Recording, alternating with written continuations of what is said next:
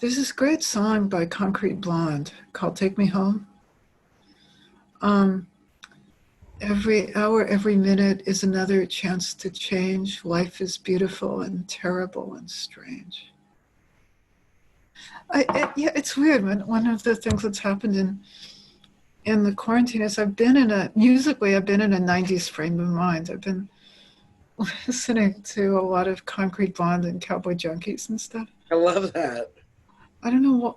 Well, I remember because the early '90s was one of those great times in my life, and it feels as though we're coming into a similar time. I mean, a lot of because our community, the queer community, was going through the AIDS crisis, Yep. and it was the ACT UP Queer Nation days, and it was a time in Los Angeles when there was such a blooming of art and activism.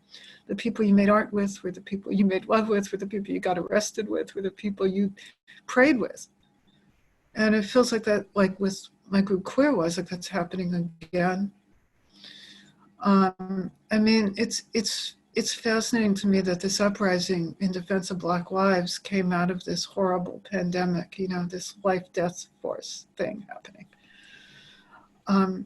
You know, that was the thing that got me out of the house. And I mean, I have to tell you, I was like low-key depressed. I mean, when in the early days of this quarantine, I really was unmoored.